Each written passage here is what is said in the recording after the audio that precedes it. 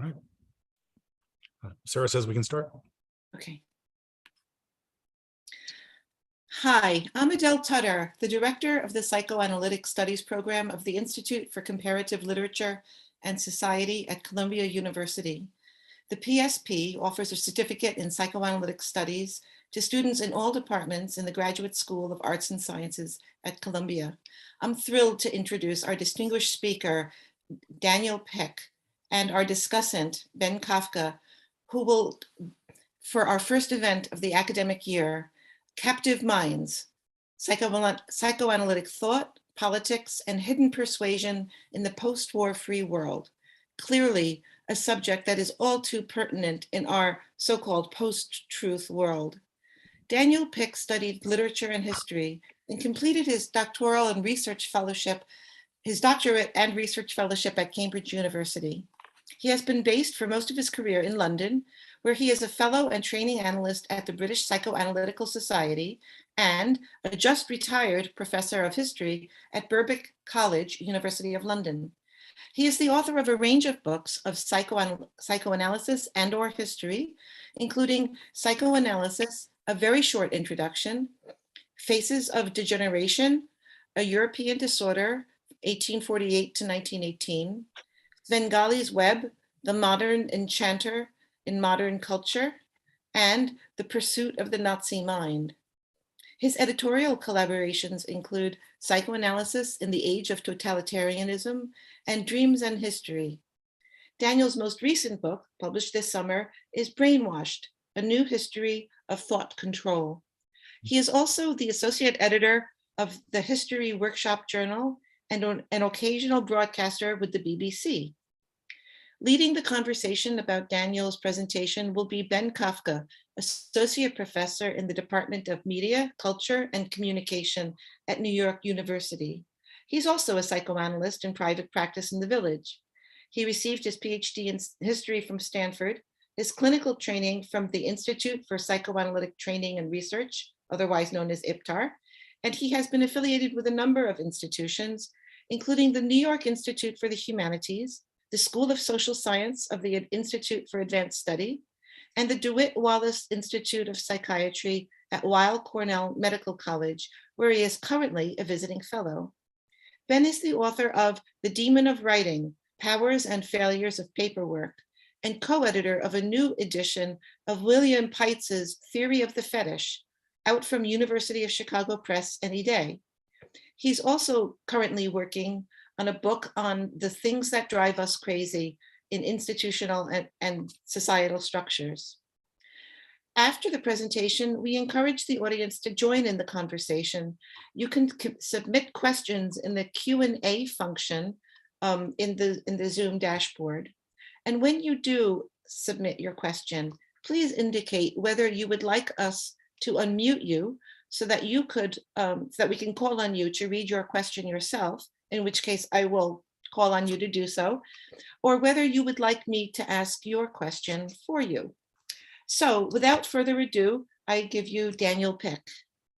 Well, thanks very much, Adele, and I'm really honored to be asked to participate in this series and that we're kicking off the new academic year. And I'm absolutely delighted also to be in a dialogue with Ben, who I've known for a number of years, and he may say more about that and the original context where we met. And I'm aware just from what you said before we started that there are a number of students from across Columbia and beyond, but who are interested in the ways in which psychoanalysis can be used as a tool to think about culture, history, politics, society, as well as the mind and clinical work. And I think that's all pertinent really to the story that I'm telling in this book and the sort of field that I'm intervening in, which is the history of thought about brainwashing and all the associated terms that we have and the kind of modern language that we have about mind control.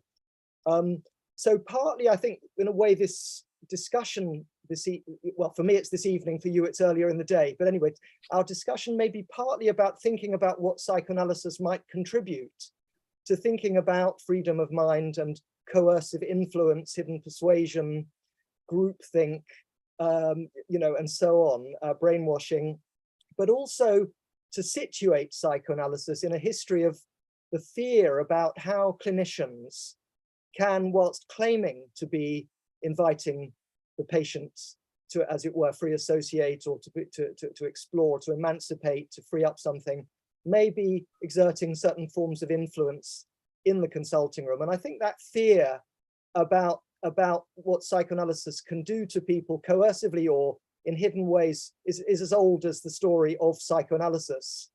And, you know, and I'm a psychoanalyst, as you said, and a historian, and I'm interested in the interface between the two, the differences between those ways of thinking about things historically, as you know, and psychoanalytically. So I'm interested in what psychoanalysis can offer us in thinking about this, and in historicizing psychoanalysis and its place in this story of fears about the loss of free will, the loss of freedom of mind. So it was interesting for me just reflecting on, you know, this discussion today of the origins of this book.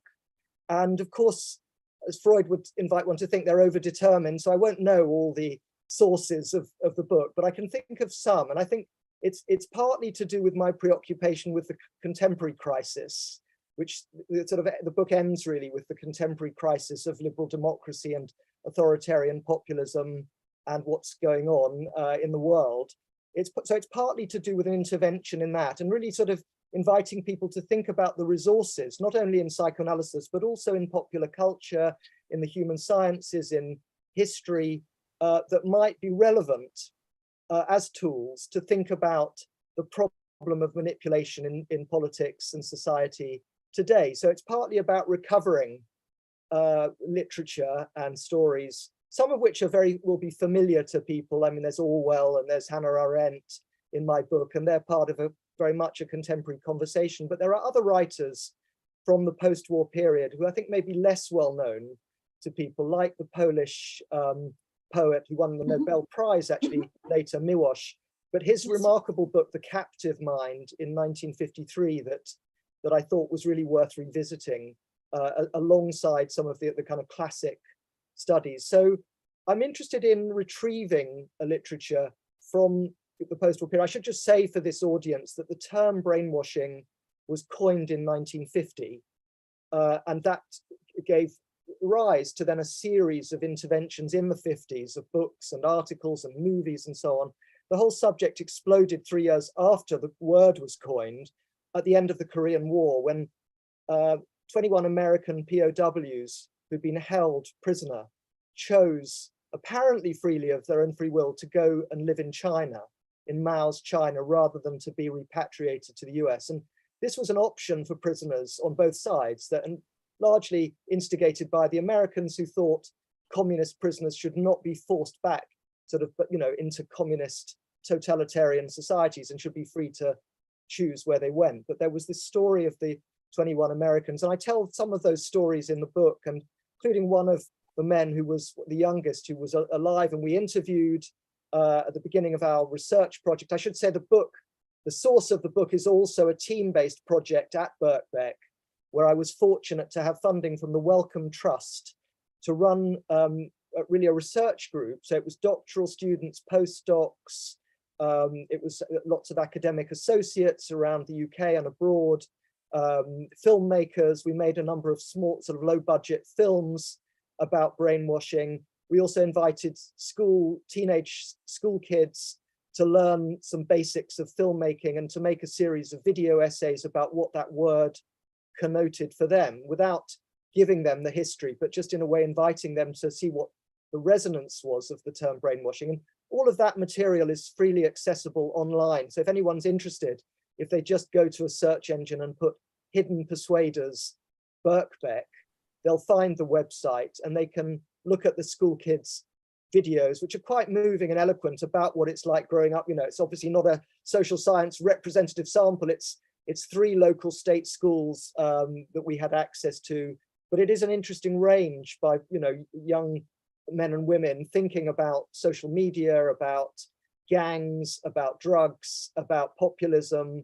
about conspiracy theory, etc., etc. And it's their 3-minute film. So that was another context. earlier, I'd written a book prior to this project on the role that psychoanalysis played in the interwar period and the Second World War in trying to understand and struggle against fascism and Nazism. So that was my book that you mentioned, The Pursuit of the Nazi Mind, which was looking at the role psychoanalysis and other psi professions played in the war effort, ultimately, you know, in intelligence, at the OSS in America, the forerunner of the CIA, but in British intelligence, but also in so-called denazification measures and attempts to apply psychoanalysis to the problem of sort of fashioning a liberal democracy in Germany. So I can say more about this later if it comes up, but I realized it was in a way a follow-on because I was aware from that project that there, on the interwar period and the war,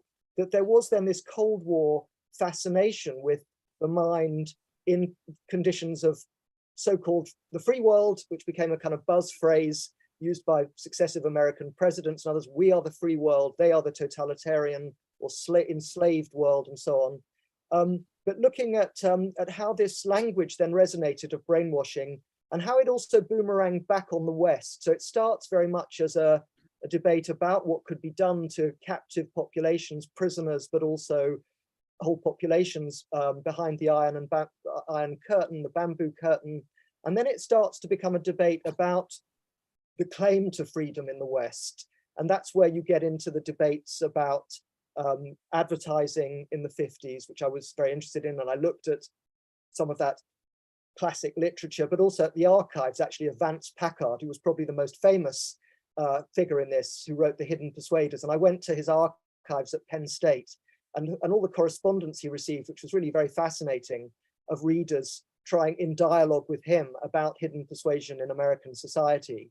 And then these other terms like groupthink, which were also coined, that one was 1952. So this cluster of terms, as I've mentioned, that go on then having resonances, I think, for us in the new millennium, in very different circumstances. But what these terms came to mean, well, their origins and then their development. The one other project I'll just mention, and then I'll say two other things before I shut up. One is that even before my Nazi book, I realized looking back in this sort of overdetermined history of this project on brainwashing, earlier in my academic career, I got very interested in the figure of Svengali, who you also mentioned in introducing me, Adele, but who was a character in a novel. I mean, it's more or less the word, you can run it backwards and or you can refigure those letters to get the word enslaving, more or less, not quite, but enslaving. But this was a Jewish hypnotist in a novel that became a remarkable sensation of the 1890s. It's, I think, often regarded as the best-selling novel in Victorian England. And in America, there was a huge fan base for Trilby, the novel in which Svengali featured, and it became really a literary sensation. There were plays running in the US. It was written by George du Maurier. And this figure of the Jewish hypnotist, of course, had all sorts of resonances in the decade that sees the beginnings of psychoanalysis, and then the representation of Freud that you get, you know, certainly in England, of the worries about, you know, the sort of anti-Semitic vision of Freud and the Jewish science. You get it later with Jung and so on. And I was interested, perhaps I'll say finally, I mean, the other way in which I'm aware of being very interested in brainwashing is as an analyst, partly in thinking about the classic literature of Freud's interest in hypnosis, his abandonment of hypnosis, but also his return to the problem of group psychology. So that in the 20s, as fascism and Nazism are taking off, there he is writing the group psychology, that remarkable book, and really raising the question how being in love, how do you differentiate the state of being in love from the state of hypnosis, and thinking about identification and peer pressure and the sway of the crowd, and revisiting Gustave Le Bon and trying to think about the ego in that paper. So Freud, in a way, invites one to think about, they didn't have the term brainwashing, but they were thinking about hypnosis. He was thinking about it. Victor Tausk, I was very impressed with and fascinated by his paper, The Influencing Machine, written, you know, just before group psychology, but his sort of account of schizophrenic patients who believe themselves to be at the mercy of what he calls an influencing machine. And I suggest in my book that had he written the paper 30 years later, he would have called it The Brainwashing Machine, So there can be a sort of psychotic version of the fear of persuasion or of manipulation. And Tausk is suggesting that sort of some affinity, resonance between these patients who all think they're being totally controlled by an external machine that governs their limbs, their movements. And I have a whole passage in the book about this, but also their fear that the doctor in the asylum might either be orchestrating the machine or be a victim of the influencing machine. So that interested me. And then I found just in my clinical practice, you know, in different ways, the question of influence, of what is it to be free to say what you like, and to what extent are there subtle pressures from the analyst on the analyst. Of course, in the psychoanalytic literature, we have, you know, elaborate conceptual tools to think about transference, countertransference, enactments that happen in the setting. But I also had patients who really invited me to think about this, including one I describe in the book as Mr. W, who was a very disturbed but courageous man who was felt very, very persecuted. He was too anxious to use the couch. And he had come from a kind of world in his own background that was very, where really he hadn't been free to think in his childhood, in his growing up, that was really a sort of fundamentalist world that he was partly still kind of in a way involved in and partly seeking to escape. And the question really became for him, to what degree was psychoanalysis going to be another form of religion that in which I was the high priest, or was somehow going to be co-opting him into my way of thinking. And his worry, he wasn't completely convinced I was a brainwasher. He went on with the therapy, but he looked at, he had to have eye contact. He was very, very anxious. He thought often that he could read my mind, a bit like some of the accounts in the Rat Man, of the Rat Man's fear that Freud could see right into his skull at one point, that he's like a glass bowl. My patient had a bit of that. Sometimes he thought I could read his thoughts and was trying to rearrange his thoughts. But he also had the fear, which he confided to me, I think bravely, because he wasn't sure to what degree he, as it were, he believed in the, you know, whether it was a delusion or not. But the fear was that that he couldn't know for sure that I didn't have a secret earpiece hidden from sight in my ear or behind my ear, through which I might be receiving instructions from the analytic HQ, as he called it, the headquarters of the movement, that would be governing what I would say. And that there were various things. How could he be sure that the room was not bugged? How could he be sure I was not operating on autopilot in a way brainwashed by my training? And how much is a training a kind of, in a way, you know, the genuine article, and how much is it a kind of manipulation in which the analyst becomes a kind of stooge, you know, a sort of Manchurian candidate, or anyway, a figure who is in a way obeying orders, and therefore that I was brainwashed and then in the business of converting him to something. And he didn't quite believe it. So he was talking to, I suggest in the book, a part of me that he thought was trustworthy enough to confide his paranoid anxiety that we might both be in the sway of something extremely frightening and controlling.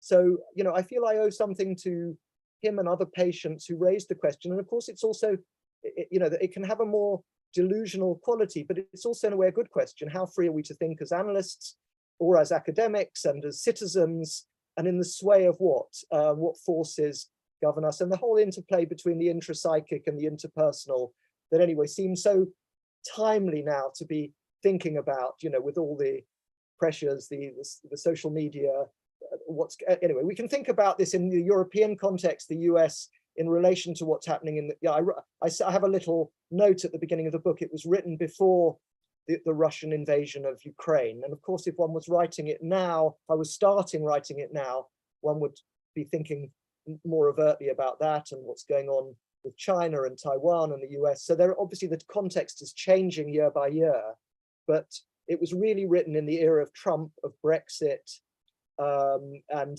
Cambridge Analytica, Facebook, the rest. But it tries to also say it's valuable to look back, just partly so we don't reinvent the wheel, and actually see what the resources are that we can use still, I think, from some of these interesting storytellers and theorists and clinicians of the past. But I think I'll stop there, and you know, I'll be interested to sort of very much to leave space for a conversation and for dialogue with both of you, and also with all of those who are present. So first, let me just say I'm so happy to be here. I'm happy to be here with you, Daniel. I'm happy to be here with you, Adele, with the audience who I can't see. And thank you to the PSP, thank you to the ICLS, and thank you to Columbia. And before we started, we were reminiscing, Daniel and I, that we actually first met at a conference at the Heyman Center in 2014 on the history of psychoanalysis and the history of the mind sciences, organized by Michal Shapira, who I think is in Tel Aviv now. And I mean, I remember a lot of things about that, but one of the things I remember about that conference was the presence of Robert J. Lifton, another scholar clinician who actually you mentioned here, started and then abandoned analytic training. And I was wondering if maybe we could just start there about, I mean, he's such a central figure to the book, to the project. I take it that you've been in conversation with him. And I just wonder if maybe we just sort of start there as a way of getting our bearings and then see where it goes. I mean, actually, I think there's still online somewhere a recorded conversation at that conference that I had with Robert J. Lifton that people can find. And he is, for me, a central figure in the story. And he's a remarkable figure. I mean, he, in a way, he's still writing. He's in well into his 90s, and he's still a very active presence in thinking about the mind, politics, and many things. But he is central to my story. He wrote an important book in 1961 on the subject of brainwashing and Chinese so-called thought reform, in which he tries to, in a way, navigate this path, not dismissing the term as just a kind of Cold War ideological. The term, one should say, is incredibly freighted with baggage, of Cold War assumptions about us and them. And it was also hugely sensationalized in the 1950s and used in very suspect political ways. So Lifton comes in with this more sober analysis where he doesn't want to junk the term. He wants to take seriously the idea of brainwashing, but also to problematize it. So actually on the title page of the book, it's in scare quotes. And in a way that we could be having the entire conversation with the word in scare quotes because it is so vexed as a category. What does it mean? Who's speaking about whom, which country is in possession, or which profession is the so-called free profession, and which is the problem, the object of study. And initially it's very much, used, I think, in the Cold War. Of course, from early on, the CIA are also conducting experiments on mind control, co-opting doctors and psychiatrists into secret programs of research on interrogation, on drug use, on sleep deprivation, the rest. These programs later revealed, and that people can access, like MK Ultra and the rest. There's now a huge literature on this. But Lifton comes in. He was in the Air Force as a psychiatrist at the end of the Korean War, and is tasked with interviewing soldiers who've been held prisoner and who've been in combat and who are coming back on these troop ships from Asia to San Francisco. And he writes articles about this. His archive, by the way, if there are students out there wanting to do projects, his archive is at the New York Public Library, and it's a very rich archive. I've looked at it. So there's, I'm sure, many potential projects to do using his archives as well as his books. But he writes about this. He also writes, I mean, he talks a bit in the book about some of the ironies. He's not equating the more, dogmatic versions of psychoanalytic training with thought reform in that Maoist sense, but he's quite disturbed by the way in which he feels he's being asked to take on board, to become a disciple. So he does raise this question, which others have raised, of course, about the psychoanalytic movement, in other ways. Anthropologists have raised it too, but about the degree to which it becomes a secular religion. And he's thinking about, I mean, what's really remarkable in that book is, on the one hand, he wants to say each story is different, which I agree. We shouldn't just imagine some homogenized set of prisoners or population.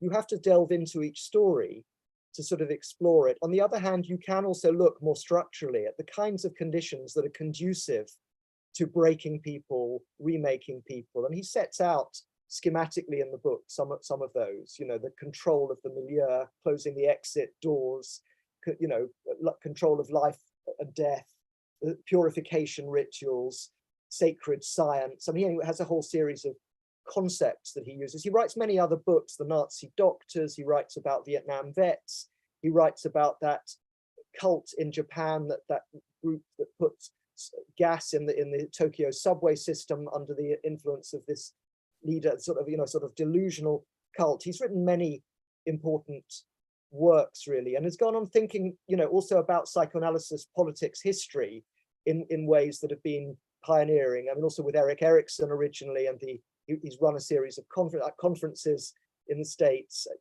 Wellfleet and so on. So he's an important figure, I think, for my story, in helping one to sort of take it seriously whilst also being skeptical, or being vigilant about at least thinking about how the term gets overblown.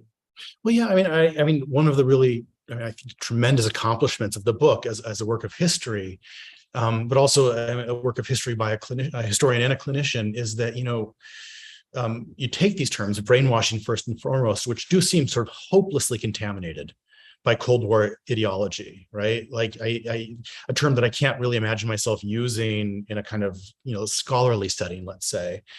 And you both sort of point to the ways in which these terms were developed, the ways in which they were deployed.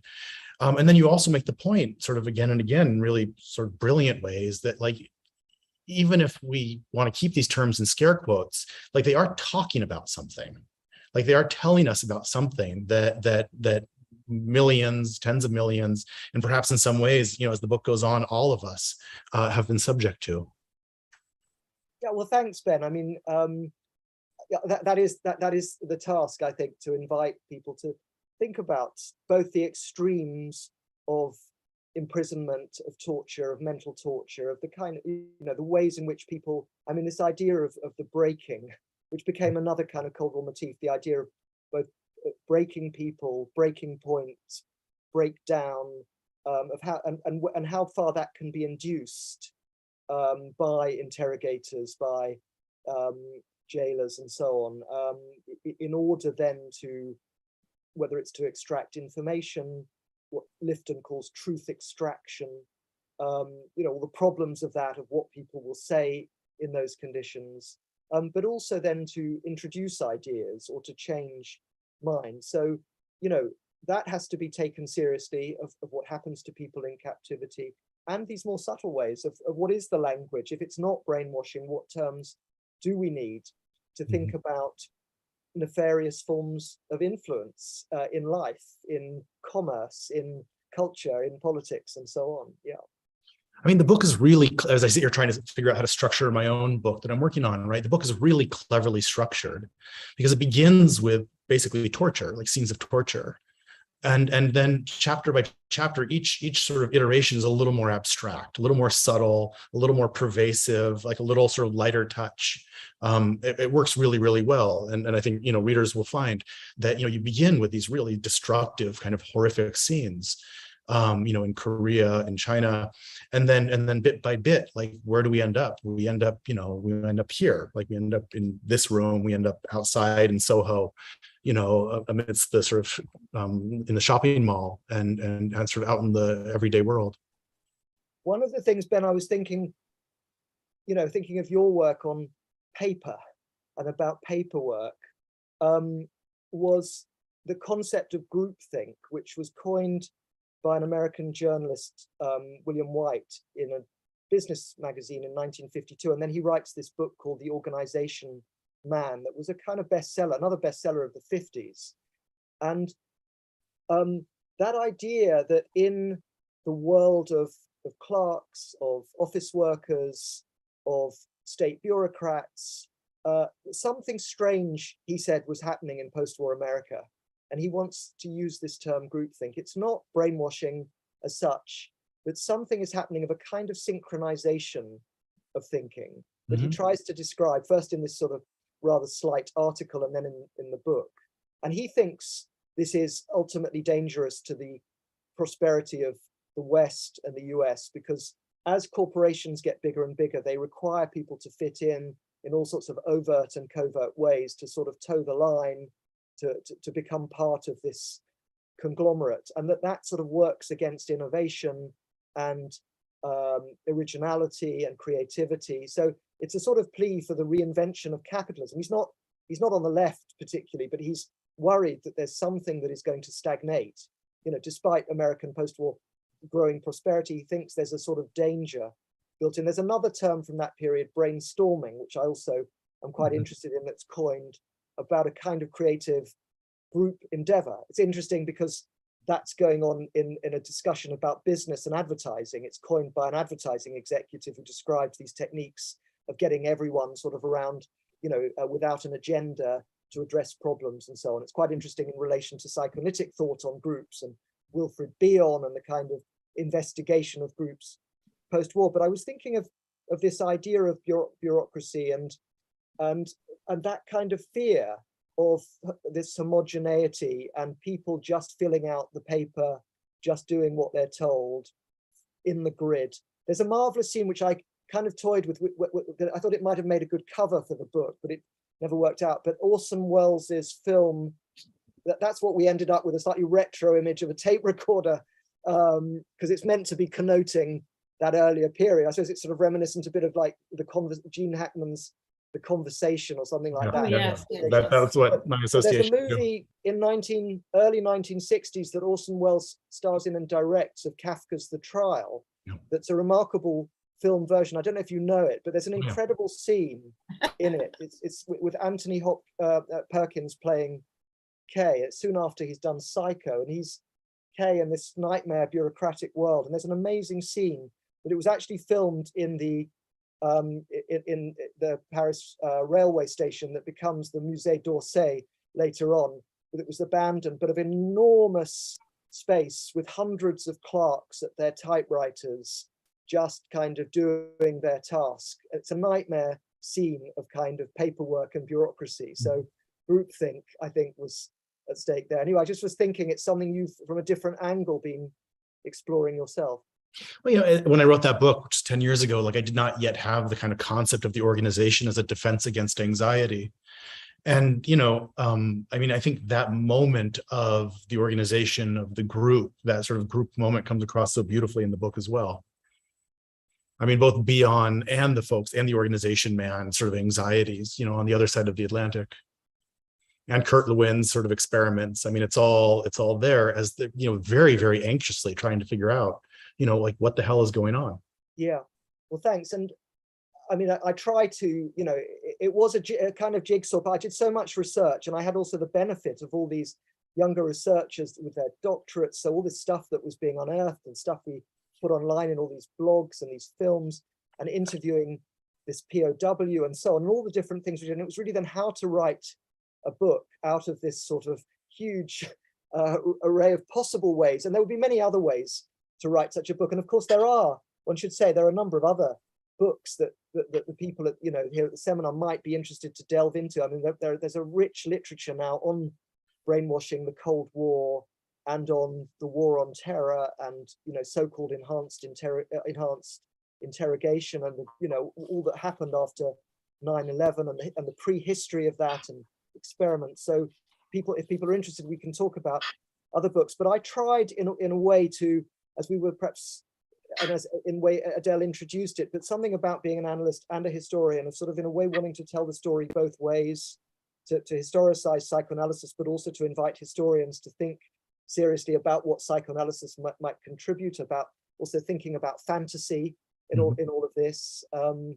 And I came up with this, in a way, structure, which was, as you say, partly to go from the extremes to the more subtle, partly to go from east to west. Yeah. As Miłosz does in The Captive Mind, in a way, it's primarily about what it was like to live in Stalinist Poland. And it's an argument he's having with, in a way, with the more Orwellian picture of sort of 1984. He's saying, no, there were many ways in which people functioned in Poland. There wasn't just one way that people were broken or coerced or Big Brother. There were many ways, and people often split their public and their private thoughts. Some people were converts, some people much more cynical, maneuvering. He's interested in all the ways people navigate in a terrifying system. And he has defected to the West, but he doesn't want the Western reader to be too complacent in just thinking it's a book about over there on the other side. Mhm. He's also raising questions about the West. And I then looked into his biography and some of his letters and so on, and his experience of America, first as a cultural attaché for the Polish government after the war, and what he made of Washington and New York and American society. And then later, when he ends up at Berkeley, when eventually he's allowed to go to the US, so he defects in 1951, but it's only at the end of the decade he gets to the US and sort of has this opportunity to teach on the West Coast, but remains in many ways sort of alienated by America and skeptical and uncomfortable, and in a way between these two worlds.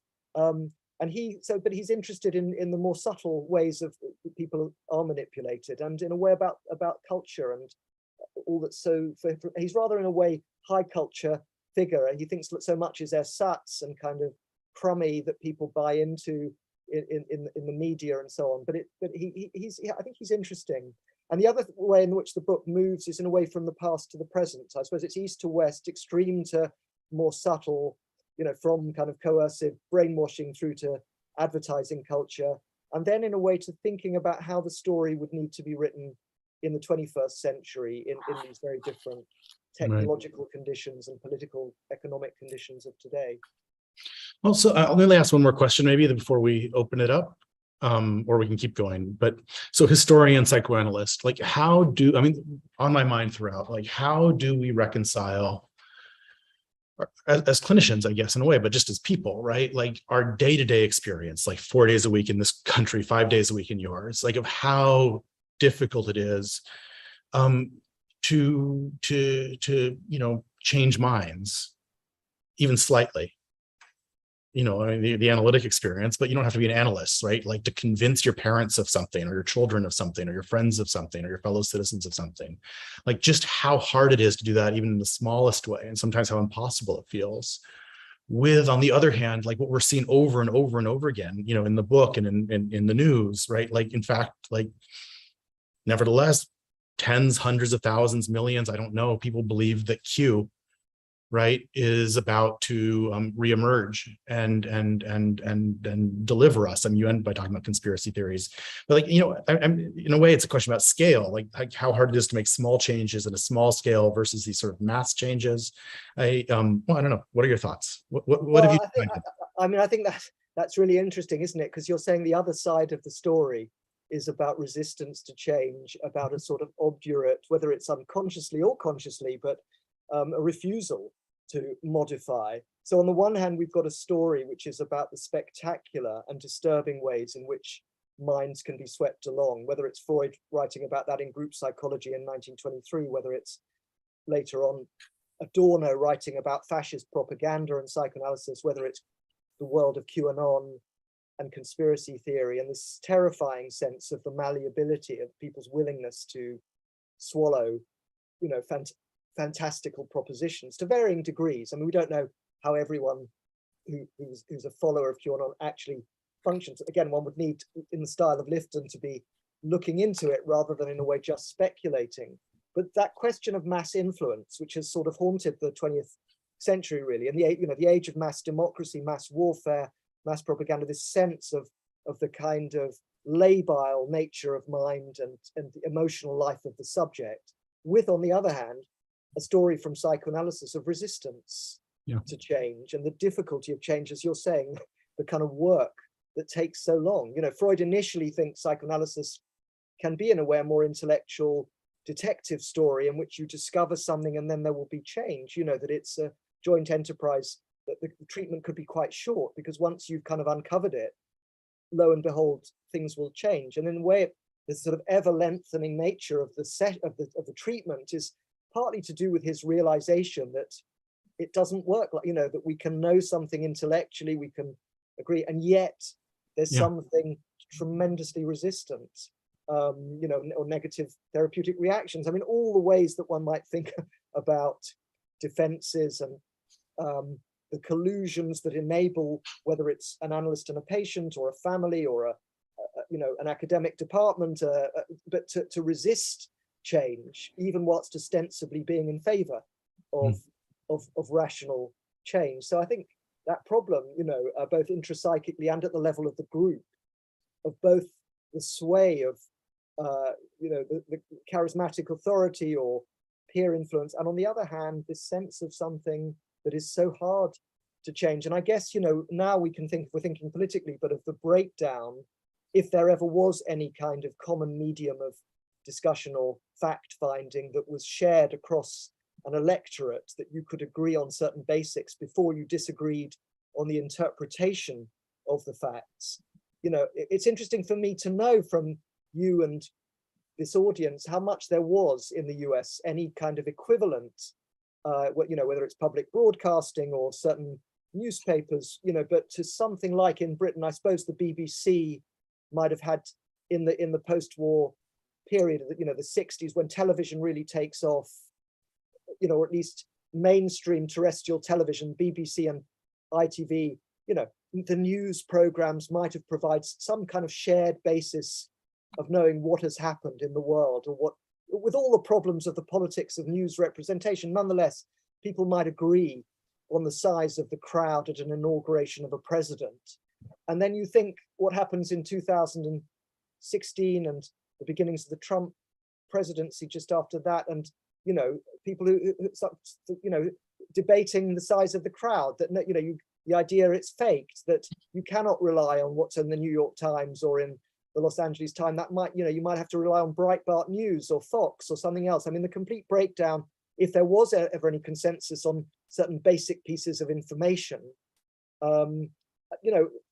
it makes, in a way, the problem, in a way, very acute of how do you change people's minds where you're not agreeing on certain sort of, basics of what has happened in the world, and the contestation of that. And of course, in a way, I feel I grew up as an academic, thinking about with a skepticism. I mean, you and I think, shared in this. I know from your work of French post-structuralism and Foucault and Derrida and so on, but I mean, of a skepticism about the authority of science and of the recognition of the way in which science is constructed and laboratory practices. And I know you're interested in Bruno Latour and his work, but that kind of way in which radical science studies and the epistemology of science was very important, I think, for us in getting away from any sort of simplistic idea about medical authority, scientific authority. But one can also see the way in which that has also now been hijacked in order for forms of denial of climate change or the climate emergency or the pandemic, or everything, to think, why should I believe anyone? Why should I believe that authority any more than anyone else? So that seems to be part of the world we're in, of a kind of acute sort of skepticism and ultra suspicion about the facts of the matter. And of course, there's interesting thing in psychoanalysis, isn't there, of what are the facts of the session, and are they ever recoverable? I mean, people have written about clinical facts. Are there such things that can be, shared in a peer discussion of what has happened, or will 20 clinicians come up with a completely different understanding of the phenomena, let alone the interpretation? Do other people want to join in, or else I'll ask about the splitting of the ego? Well, I don't see that there are any questions open right now. Okay. Well, then I'll ask about do you have something, Adele?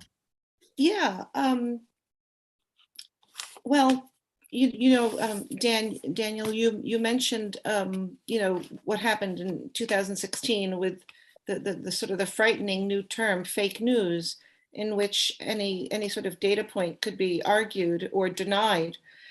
And I think that the following years for me were very eye-opening, because I'm very interested in and have written about, Freud's dilemma with hypnosis and the general problem of suggestibility and suggestion, and in the psychoanalytic project.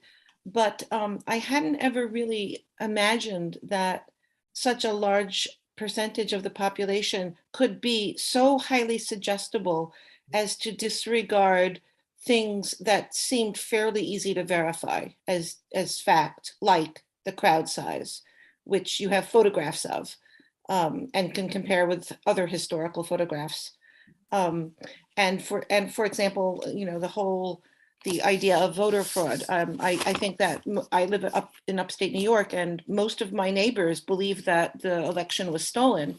And the fact that this has been not verified in so many court cases and ruled on by so many Republican Trump appointee judges, that these sorts of things don't matter anymore, because they're very much invested in this belief, which they have been, that has been suggested to them, and then they have taken in. And your point about the importance of the group and the charismatic leader seem to be the factor here. I guess I'm very, very interested in, you mentioned, Daniel, about what are the conditions for people to break, but what are the conditions for ordinary people who are not prisoners of war?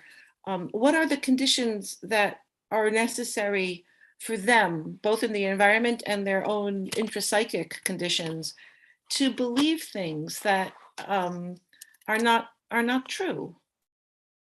I mean, this is where I was in that previous project very interested in the role of psychoanalysis in thinking about that very question after the Second World War, in thinking about what are the conditions that would be conducive to a flourishing liberal democracy, and the fear of the return of fascism.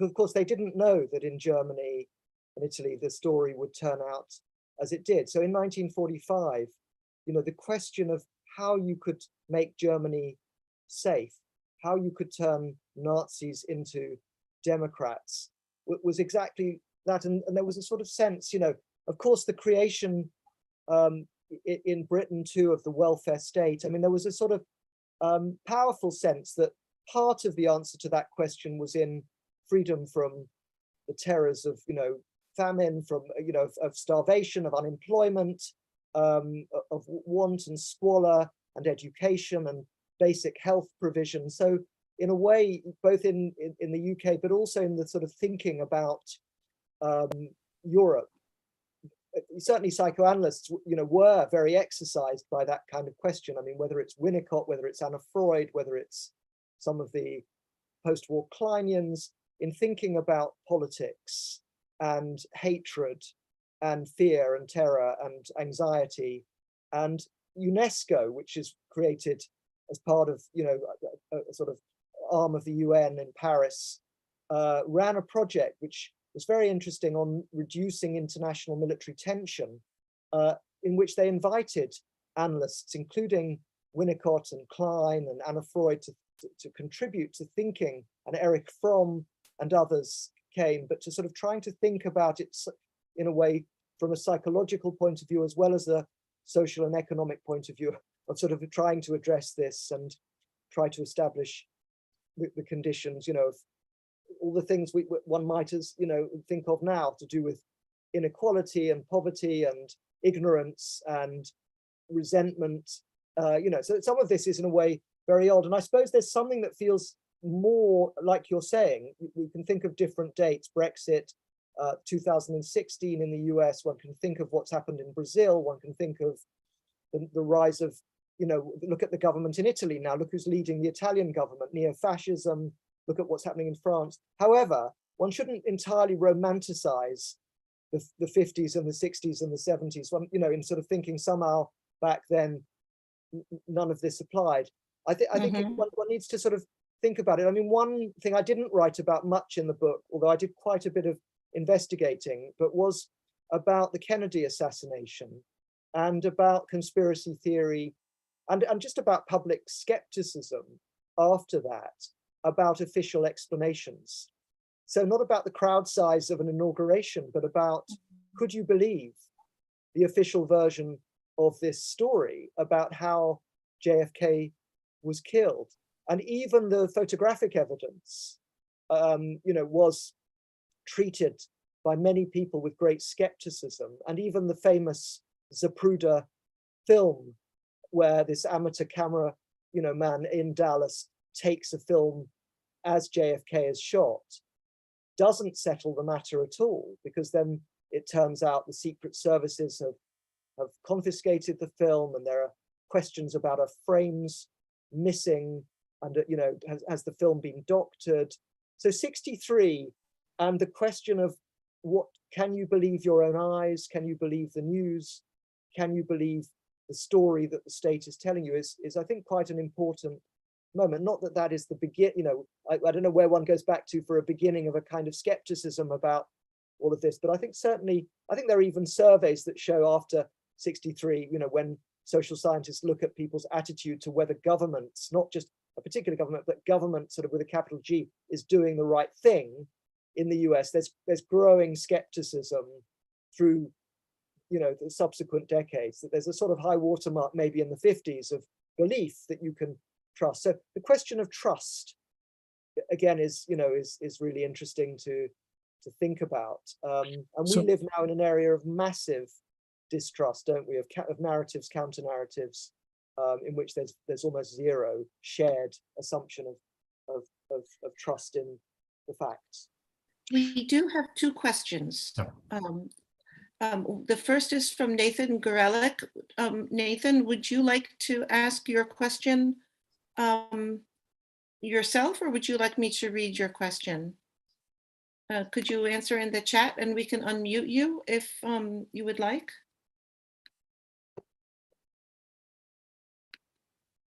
Well, I'll read it. Nathan asks, the US history of research into thought control widely involves experiments on human subjects with mind-altering substances, including cannabis and LSD, and eventually highly potent hallucinogens developed by the Army and the CIA. Many of the involved researchers were also academics and clinicians toying with the therapeutic potential from a psychoanalytic orientation of psychedelic drugs. What is the role of psychoanalysis in this more or less literal history of chemical brainwashing in the 1950s and 60s? I mean, that's a very important question. I got to know a bit more about this originally through the research of a German clinician and historian who did a doctorate on called Knut Müller, who I met about 10 or more years ago, and he came to various events in London, and we published an essay by him in the book called Psychoanalysis in the Age of Totalitarianism. And his research was about the co-opting of psychiatrists and even some analysts in the US to CIA projects in the 50s. I mean, there's a back history to this, which I tried to describe in my book, The Pursuit of the Nazi Mind, which was the Office of Strategic Services in the war, run by an eccentric figure called Donovan, who did hire various clinicians and anthropologists, and as well as historians. Lots of academics worked for the OSS. And they were interested in all of this. I mean, they were interested partly in using psychoanalysis to try to understand Hitler and the Nazi high command. They were interested in dirty tricks operations in Germany. How could you manipulate, how could you sow doubt about the German story through leaflets or through stories, rumors?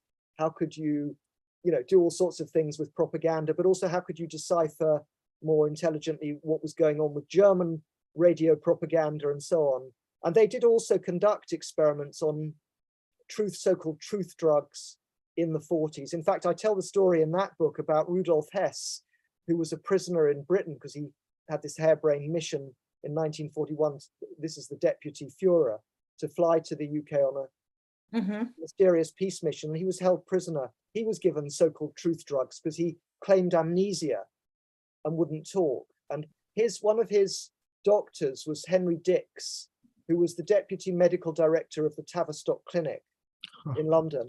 And the Tavistock were very involved in this care of Rudolf Hess. They wrote up the case in 1947. You'll find it at, in the States, I think at the Library of Congress. It was called The Case of Rudolf Hess. So both in UK and in America, the story goes back earlier than the Cold War, but certainly the CIA, as Nathan was saying, hire and commission all sorts of research, much of it clandestine, not directly under their auspices. One notorious project ran at McGill University in Canada, led by Ewan Cameron, who was a Scottish-born psychiatrist and analyst. He'd actually been an expert psychiatrist at the Nuremberg trial. So, but he ends up in Canada, and he gets to do really very, very disturbing and indefensible experiments with patients in a hospital there, of putting people into comas, into giving them repetitive messages. It was called psychic driving, to see if you could change people's beliefs through recordings, through sleep deprivation and long, comas, and anyway, all sorts of things. As you say, LSD was widely experimented with in the 50s. And I say a bit about this in the book. There are other people who've written at greater length about this. One of the pioneering studies was a book called The Search for the Manchurian Candidate, the Real Manchurian Candidate, John Marks, In Search of the Manchurian Candidate, I think it was, John Marks, who used freedom of information requests in a book in 1979, but that tells the story of MK Ultra, which began in the early 50s at the CIA and ran for many years. And now people are interested. I mean, you can read some of this stuff now online. There's the notorious Kubark manual that the CIA produced that you can just read as a download online, or you can read some of the more specialist books on this. So indeed, it's a disturbing history. We have another question from an anonymous attendee. What do you make of the skepticism that many Americans show towards Freud and psychoanalytics overall, as opposed to Europe, where psychoanalysis is more accepted? That's the $6 million question. Do you see any longer historical trajectories that might have influenced this reception? Parenthesis, thinking of Dagmar Herzog's Cold War Freud. What are the benefits for an American audience in using either theoretically or clinically a psychoanalytic approach? I mean, that's an enormous question, isn't it? So yes, it really is. And Ben will have thoughts about the, ebb and flow of psychoanalysis in the US as well. I mean, I might challenge slightly the premise that in Europe now psychoanalysis remains so powerful, or so. I mean, of course it does. I mean, it's still, it's a practice, and the profession is still there. But CBT, cognitive behavioral therapy, has, not only in the US, but I think in Europe, including in France, as a much greater place than it did, other forms of therapy, mindfulness, drugs, Prozac, the rest of the pharmaceutical revolution. So I'm not sure that one can just say in America now, there's skepticism, and in Europe less so. And actually, in a way, you could tell the story differently. I mean, Dagmar's book is one take on that, and it's an important book, Cold War Freud. But I suppose one could also just think about psychoanalysis in post-war American popular culture, and in a way the prevalence, I mean, more in America than certainly in Britain, arguably, although the professional body was strong in Britain. The British Psychoanalytical Society had an important place.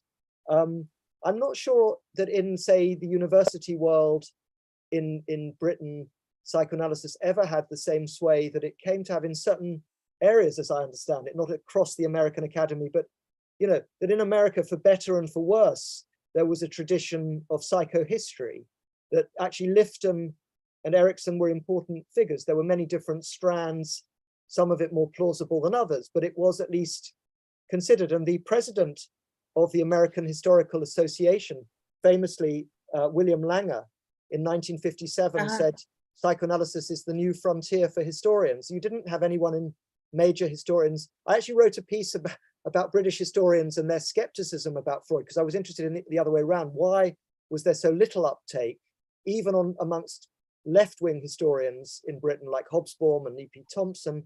Why were they so uninterested, basically, in psychoanalysis compared with the Frankfurt School or some of the Americans? So, but I think that, I think that psychoanalysis is, under pressure, both in the US and in continental Europe. I mean, I don't know, maybe in Latin America it looks a bit different. People could tell us the story of what's going on in Brazil or Argentina. But Ben, what do you think about the question of the relative purchase of psychoanalysis in the US and Europe? Well, I mean, I think, thinking clinically, right? I think probably in the United States, I don't know about above all, but certainly one of the big stories is the story of managed care and simply the way in which Americans get their health care, including mental health care. And, psychoanalysis is slow and expensive. And insurance companies don't want to pay for it. And so the pressure has been for, other kinds of treatments. And I think that's, I don't think that's a controversial, I don't think it's a controversial claim. I think there's probably something really interesting that's happened in the humanities, at least also in the United States anyway, and I'm less sure about in the UK or in sort of on the continent, which is, I think that, I think somehow, at least the humanities fields that I trained in and have been in touch with sort of get, I'll just be blunt about it, sort of stuck in a kind of Lacanian cul-de-sac. And not at all to sort of minimize Lacan or his contributions, right? But like, in the end, like the amount of work you have to do to be able to understand what is being presented to you, or what we were presenting to our students, became so high. Like you had to do so much before you could make sense of the paragraph, that I think a lot of people sort of gave up. And you sort of see that moment, right, when it stops being about how do we use Lacan to understand Hitchcock, and instead, or let alone a patient, right? And instead it's like, how do we use our patient or Hitchcock to understand Lacan? And I think it makes sense that after a while, people began to feel sort of alienated and drift elsewhere. I mean, I think there must also, right, be just a history, both sort of academically and clinically, of like excitement, and novelty is exciting. And I think that, like people want to be students, which includes like people in graduate school to become clinicians. They want to be excited by their theory. And so that like the new theories, like, and right now it's LSD, right? And Molly and things like that, like there's all the excitement is there. And I think people sort of tend to sort of gravitate towards that, and understandably, although I think also, it's been a real loss. I mean, there are many ways, aren't there, in which post-war in the US and in Europe, psychoanalysis did have an extraordinary resonance clinically, culturally, intellectually. And you're saying the Lacanian tradition that remains still very important in the academy, although you're saying it, it can also feel like a dead end for students, or they feel, why bother? I mean, feminism would be part of the story of the uptake, wouldn't it, in the 60s and the 70s?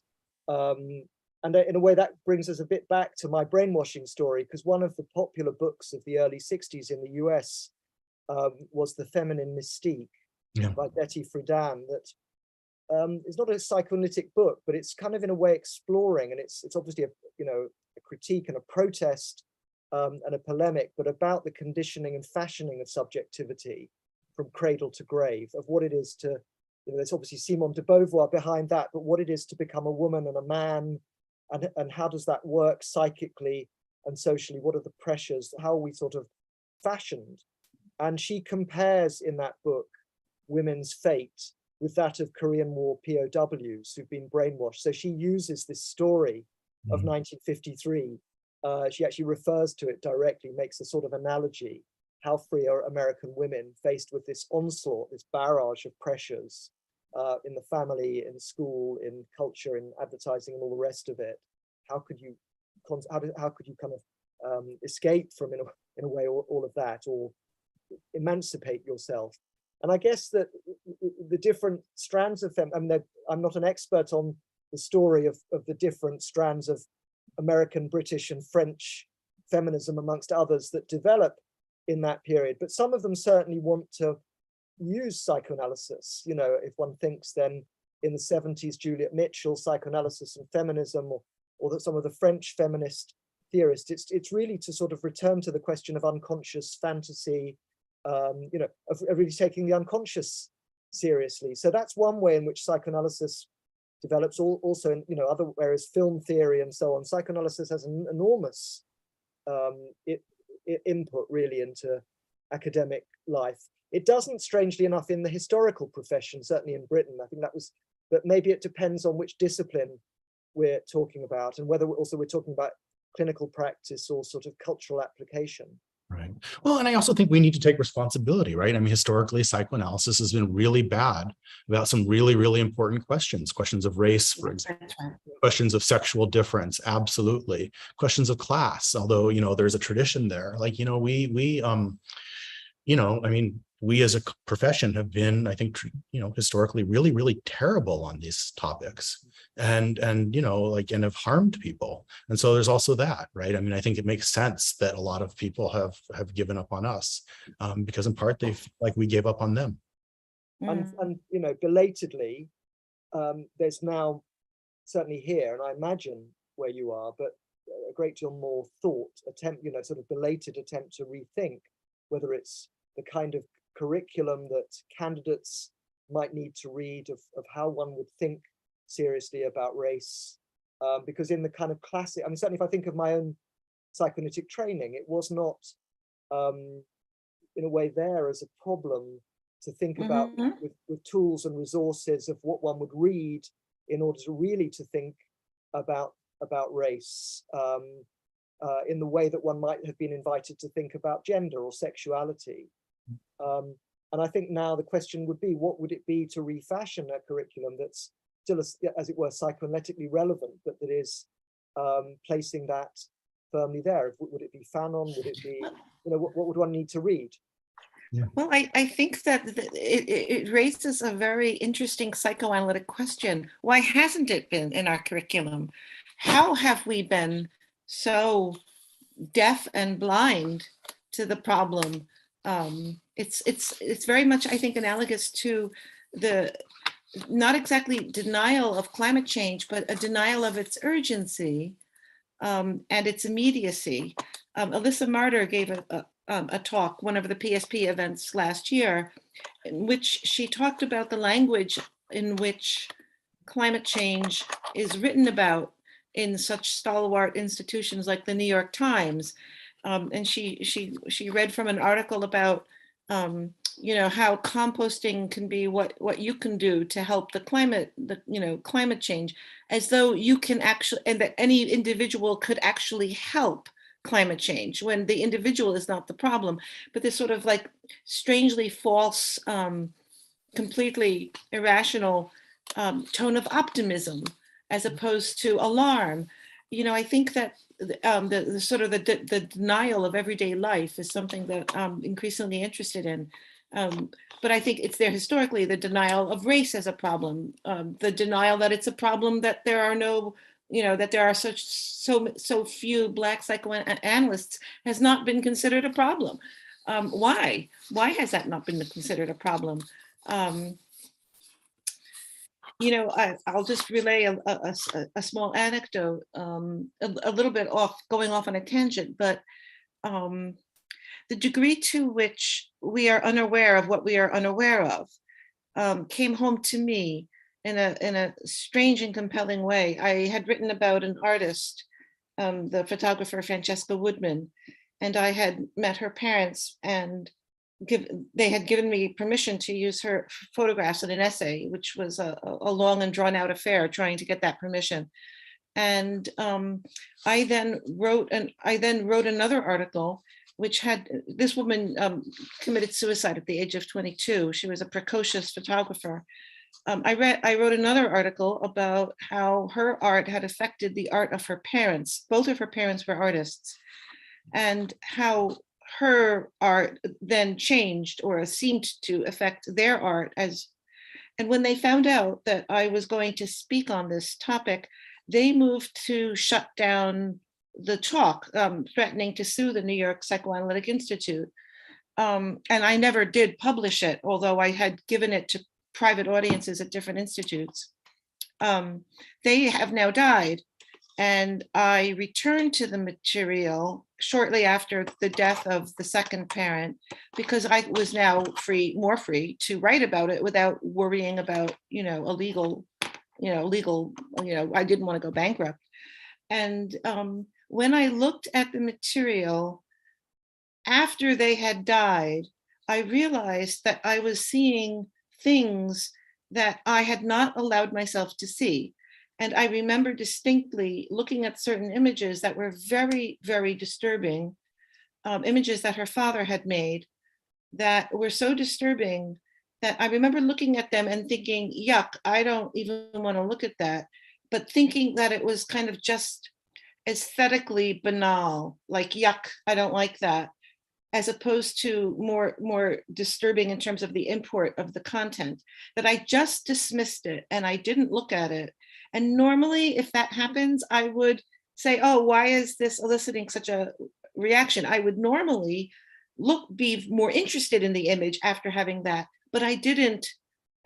When the prospect of talking about this in public and publishing this work while the parents were alive, while that prospect was still open, I think that I could not look at that portrait. I could not write about it.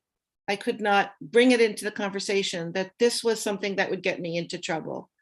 I'm reconstructing this, of course, but it was really uncanny the degree to which I saw the material differently after they were dead, and I did not have to worry about them censoring the work. I had auto-censored myself, completely unconsciously. Well, not completely. I was aware of the avoidance, but I wasn't aware of why I wasn't avoiding it. I constructed a false idea about why I was avoiding it that was aesthetically based. I mean, maybe what that was, there's so many things one could think about in relation to what you just said, Adele, but I was thinking that actually psychoanalysis offers us a way to think about how psychoanalysis or psychoanalysts, all of us, can fail to notice, and about denial and disavowal and the difficulty of facing things. So actually, even going back to Ben's point about the case that psychoanalysis has to answer, one can, to some extent, I suppose, use some of the concepts that came out of psychoanalysis to think about the problem collectively in the institutions to address these things, and look back at how psychoanalysts are not immune to the same problems as everyone else, but of denial. I mean, having said that, there's a risk maybe of simplifying this, because in a way you could say that, going back to Ben's point about race, that questions about race have always been there. It's just we haven't been, in a way, focusing on them. But I mean, Freud, in a way, was very exercised. We can see him in a way as a symptom of a white European man, a bourgeois man from the Habsburg Empire, and his assumptions about Europe and its superiority, and also the way in which he undercuts that and complicates and troubles people about the assumptions about European civilization. So one could think in some ways, whether it's about anti-Semitism, but also just about the idea of so-called civilization, that Freud cuts both ways, really. One could see him as exemplary of a certain problem, of a sort of, a certain racialized assumptions, and also his discomforting of certain illusions about that. And I think, actually, Edward Said, one of your Columbia former professors, the late Edward Said, his book, Freud and the Non-European, it would be relevant to this discussion, really, wouldn't it, of how complicated Freud is in relation to all of that, those issues. Well, and how much there, I mean, I take it to be also, Adele, what you were saying maybe before we started about teaching the class, like, how much there still is to learn from reading Freud, and also how much there still is to learn about how to read Freud. I think, both of those are true, and, and a testament to the richness of the work. One thing, just also to add, just to come back to brainwashing and the classic literature of the Cold War, is that the question of race was always very central in the debate about brainwashing, and that the discourses were racialized in a way, that the assumption that Black Americans, African Americans might be more vulnerable to communist brainwashing, for instance. Three of the POWs who chose China in 1953 were African American. One of them I write about, Clarence Adams, who tells his story later on. He lives in China. He marries a Chinese woman. He has 2 children there. He changes his mind. A number of them actually change their mind whilst living in China. He comes back to the US later on and has a terrible time. He's interviewed by the FBI. He's in a lot of trouble. But he writes about race and racism, and as part of his motivation to not go back to the US in 1953. And if people are interested, there's a posthumously published memoir, paperback called An American Dream by Clarence Adams, that's about being an African-American soldier and about living in China and about going back to the US.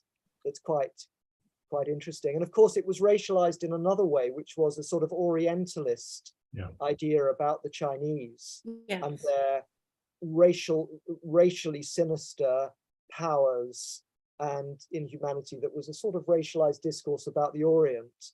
And you get it in a way both enacted and parodied in movies like The Manchurian Candidate, of the jailers and the Russians and the Chinese and so on. And you know, so I think it's both gendered and raced as a sort of discourse. You know, the question of women, the susceptibility of women and men.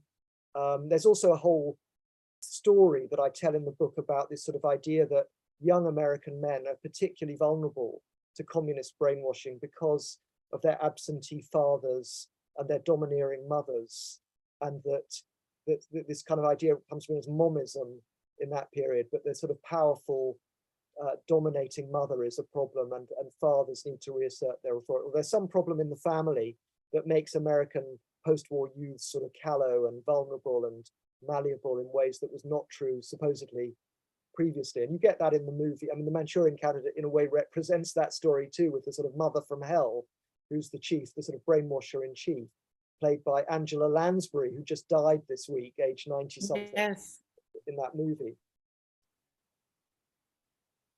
Yeah, she's terrifying in that movie. She's terrifying. I see that movie as both, you know, a kind of popular story about Korean War brainwashing, but it's in a way a sort of satire, I think, about the fears, the overblown, the sort of hysterical version of the fears. And it's about McCarthyism and the sort of anti-communist atmosphere of the 50s as well. So it's kind of, it's an interesting movie, I think, for people to revisit.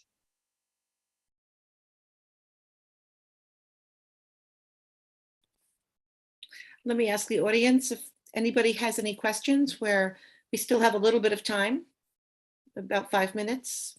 So if you want to ask a question, now's the time, or make a comment.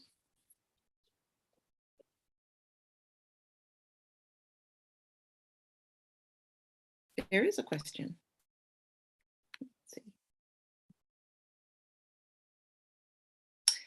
Joel Whitebook, hi Joel, would like to say something about the depoliticization of psychoanalysis. Joel, can we unmute you so that you can join the conversation?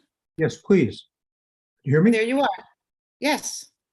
I think the question about why it took so long for us to take up the question of race is just part of a bigger question, or bigger problem, which was the general depoliticization of American psychoanalysis through the 70s.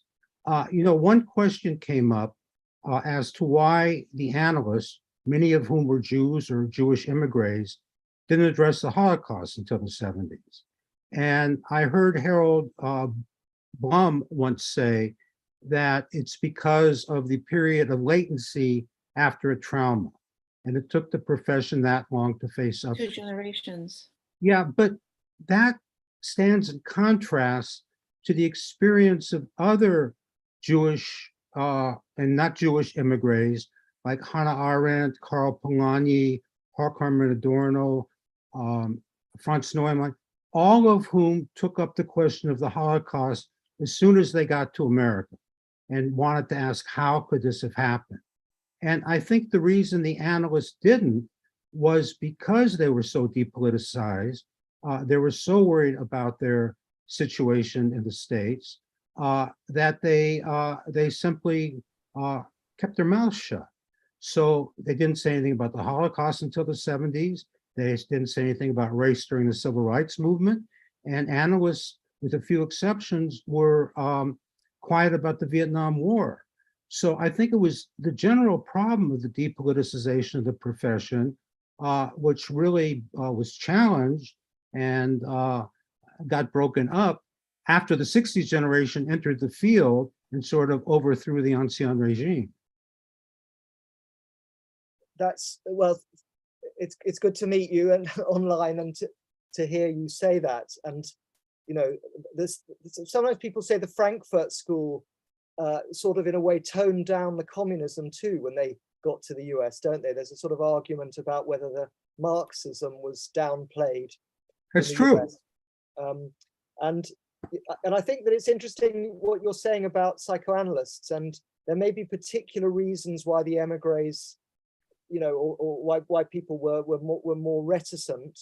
But I suppose there's also debate, and this would be on both sides of the Atlantic in that period and since, which is about, in a way, about the idea, you know, which can be taken to an extreme, that analysts should have no public presence at all, because that will, you know, that they must remain not only abstinent in the consulting room in keeping to their analytic role, but that it places a constraint on your freedom, you know, to as it were, be a public, to take a stand.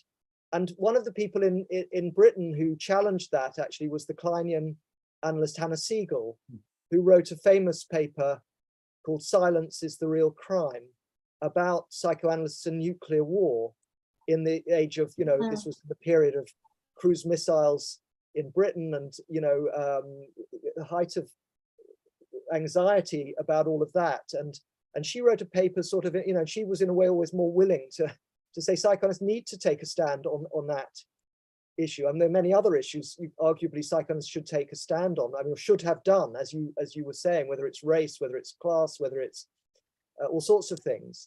But the nuclear issue was one way, you know, of course, people like Robert J. Lifton, as a psychiatrist and a public intellectual, was always at the forefront of kind of protesting about nuclear weapons and writing about nuclear danger in the States. But analysts, you know, that was one point where in a way there was a sort of shift, I think, in, you know, there were both medics against nuclear war and psychoanalysts speaking out about that. But I don't know, what do you think about that, Ben, and the question of public, you know, in a way taking a stand publicly, and on the other hand retaining the analytic role? I don't know what I think. That's the answer. I genuinely don't know what I think about that in a kind of normative way. But yeah, I mean, I recognize historically what a problem it's been. I mean, in response to what Joel's saying also, I just think of just, you know, like how important it is to remember the sort of case of Wilhelm Reich and the story of Wilhelm Reich, who doesn't seem so important to us now, but was so important to that early history. And I mean, Joel probably knows more about this than I do, but probably everyone knows more about this than I do. But that his sort of rise, and then his fall, his persecution, his fall, his madness too, right, must have kind of cast a sort of terrifying shadow. I mean, he died in prison, right? Must have cast a terrifying shadow, as everyone made the kind of decisions that we all have to make sometimes about whether to sort of speak up or stay silent. We have a comment from Karen Seeley, who is one of our faculty members in the PSP. Karen makes a statement, or a comment, that I think is a wonderful way to end this evening. She says that, I think another aspect of this topic was that the analytic focus on the intrapsychic world, I'm sorry, let me rephrase. I think another aspect of this was the analytic focus on the intrapsychic world to the exclusion of whatever was happening in the environment. And I think that's probably very true. I think that is exactly what we are trying to counteract with the PSP. We are trying to bring psychoanalysis into the world and to promote its grappling with things that are happening in our world, in the humanities, in the sciences, in politics, in society.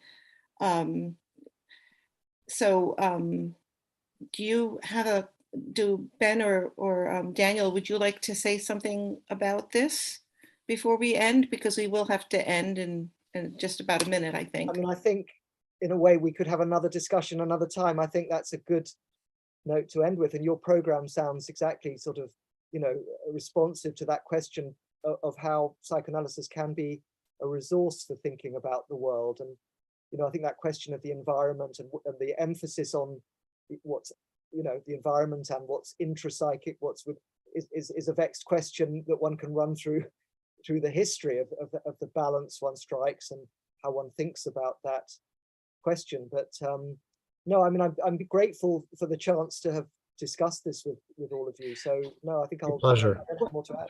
Well, Let me- Daniel, Let me just, here it is again, and I cannot recommend it highly enough, available from McNally Jackson and other local independent booksellers. A beautiful physical object as well. It was just sort of produced well, gorgeously. What a Daniel pleasure. and Ben, you epitomize the, you know, I think the exemplar of the psychoanalyst who goes beyond the sort of solipsistic inward-looking gaze, the circling the wagons kind of mentality, and looking outward and doing, I think, very, very important work.